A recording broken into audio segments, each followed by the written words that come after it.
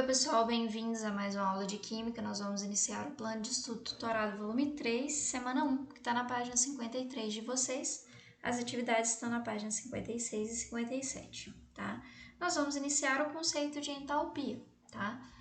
Então, o que seria esse estudo de entalpia aqui?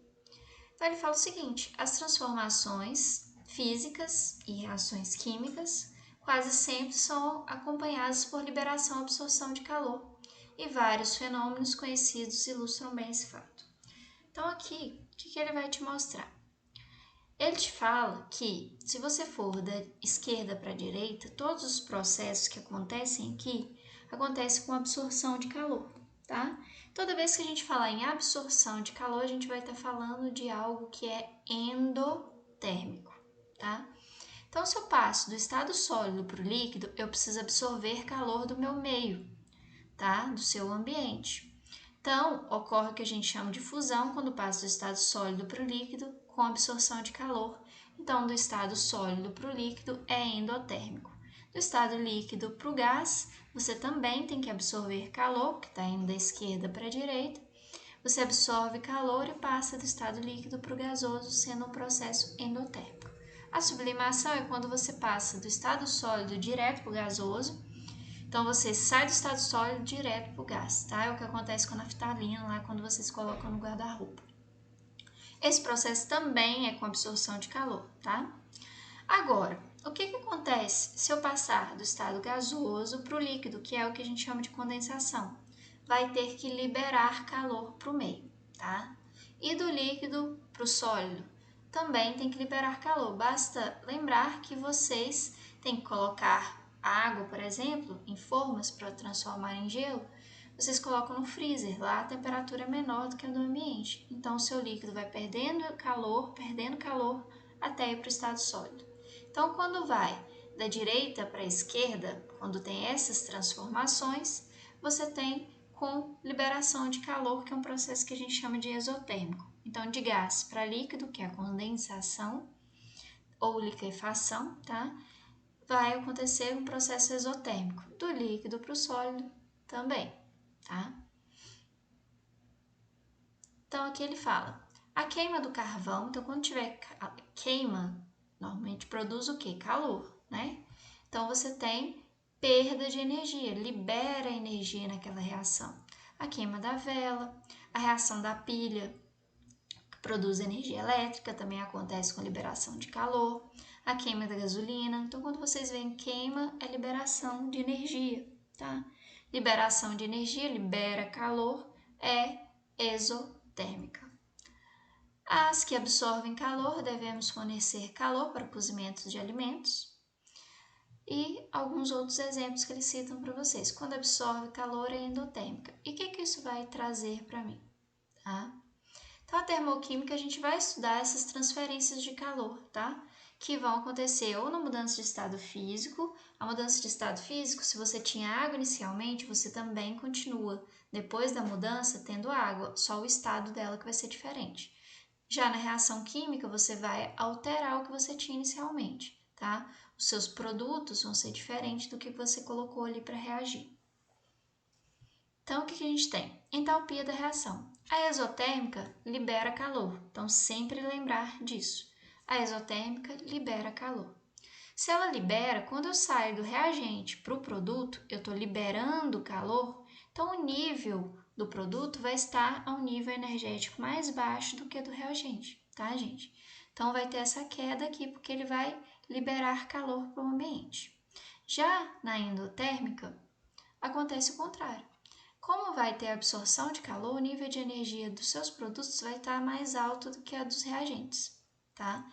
E o que isso tem como consequência? No cálculo do ΔH, o ΔH é a variação de entalpia ali, tá?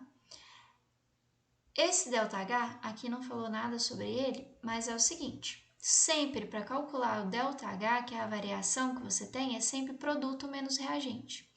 Como o produto aqui tem energia menor que a do reagente, quando você fizer aqui produto menos reagente, você vai obter um valor negativo para esse ΔH, tá? Então, no final, você vai ter menos calor, né, menos entalpia do que o que você tinha inicialmente, porque você liberou.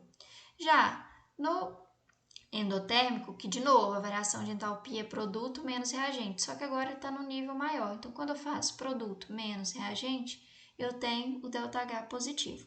Então, para a reação exotérmica, o ΔH é negativo, menor que zero, e para a endotérmica ele é positivo, maior que zero, tá? Então, vamos às atividades, que são na página 56 e 57. Aqui, muito cuidado, gente, que aqui ele colocou a ordem inversa do que tem lá em cima, tá? Então, aqui ele está passando, ó, de 1, o 1 aqui é a condensação, passa o estado gasoso para o líquido. E o 3 é quando eu tenho a solidificação, tá? Então, esse processo aqui ocorre com liberação de energia, tá? O 1 e o 3. E o 4, como é de sólido para líquido, tem que absorver. E do líquido para gasoso também absorve calor, tá?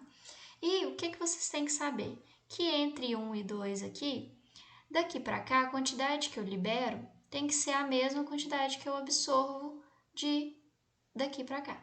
Então, em 1, a quantidade liberada tem que ser igual à quantidade absorvida em 2. Em 3, a quantidade liberada tem que ser igual à quantidade absorvida de 4, tá? Então, você pode comparar aqueles que representam o mesmo processo, tá? Que é de vapor de água para água líquida e de água líquida para vapor de água. Você pode comparar. Ou de água líquida para gelo comparando de gelo para água líquida. Vocês podem comparar e marcar a questão que está certa aqui.